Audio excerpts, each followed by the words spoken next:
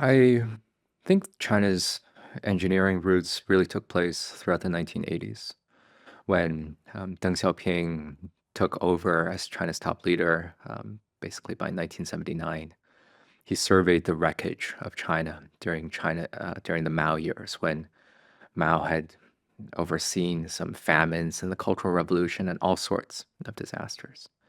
And Deng Xiaoping took a look and said, whatever Mao did, let's do the opposite of that. And so Deng decided that the counterstroke to Mao's romantic misrule was to promote a lot of technocrats into China's top leadership. And so throughout the 1980s, throughout the 1990s, a lot more people with engineering degrees became top leaders. And the peak of this was in the year 2002 when the previous general secretary of the Communist Party took over. His name was Hu Jintao. He trained as a hydraulic engineer. He took part in building a dam. His deputy, the premier, Wen Jiabao, was a geologist. And all 9 members of the Standing Committee of the Politburo, which is the 9 highest ruling echelon of the Communist Party, all 9 of them had engineering degrees of a very Soviet sort. And this was the peak of the engineering state. Afterwards, it sort of lessened. There were more lawyers and economists in China's cabinet. Xi himself could be kind of a hybrid. He studied chemical engineering as an undergrad and has a doctorate in Marxist economics. Um, but I also want to draw a little bit on this idea that China's engineering state has older roots, that ancient imperial China, we don't have to take this too seriously, but they built a lot of stuff.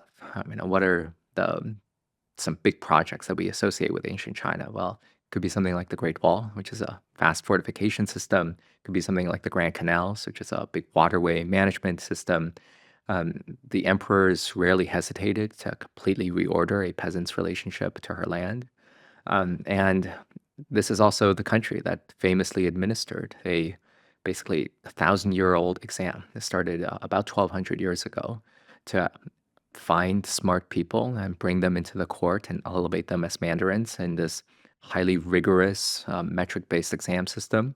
And so I don't want to be too literal. I want to be playful with this device, but that's how I want to think of China as an engineering state. And you write that there's a bit that I actually want to read. I mean, that the U.S. and China share in a lot of these share a lot of similar traits, and obviously, for the last century plus, I mean, the U.S. has had many engineering feats. In the book, you talk about the U.S. sometimes gets, especially these days, a little too obsessed with the moment of invention and then not seeing things through. But you also write that to some of the things you were just talking about, both countries share in this kind of like forward-looking, we are going to do great things type of mentality. And so there is like some of the projects you were just outlining, I mean, going to the moon, the Manhattan Project, you can see the U.S. also clearly, has similarities. Yeah, absolutely. Yeah. And you write, let's see, I mean, right at the beginning of the book, you just go right at it. I am sure that no two peoples are more alike than Americans and Chinese. A strain of materialism, often crass, runs through both countries, sometimes producing veneration of successful entrepreneurs, sometimes creating displays of extraordinary tastelessness, overall contributing to a spirit of vigorous competition. Chinese and Americans are pragmatic. They have a get-it-done attitude that occasionally produces hurried work. Both countries are full of hustlers, peddling shortcuts, especially to health and wealth.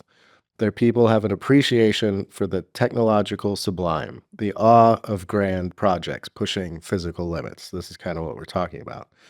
American and Chinese elites are often uneasy with the political views of the broader populace, but masses and elites are united in the faith that theirs is a uniquely powerful nation that ought to throw its weight around if smaller countries don't get in line. I'm going to shut up in a second, but there's one other bit that I want to read.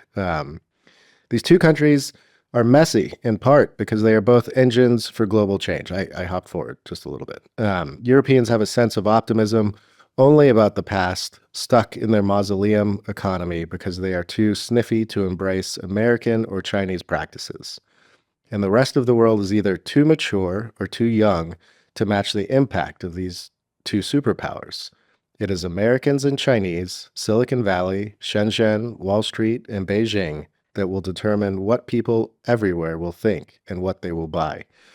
I read this because it resonates deeply with me. I've been arguing in my writing and on this podcast that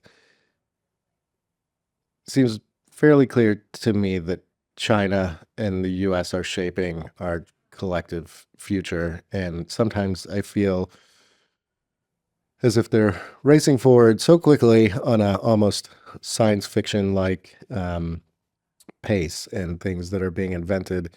And it strikes me that most of the rest of the world will just be renting or participating in what these two countries produce. And so this is a very important question, as to how these two countries push forward. You, like I said, you do offer hope for the US and hope for China, but when you read this book, it is disheartening for Americans, I think, just to see what China has done and how little the US has done over the last 40 years. I mean, I was depressed on some level, just to really have it put in your face.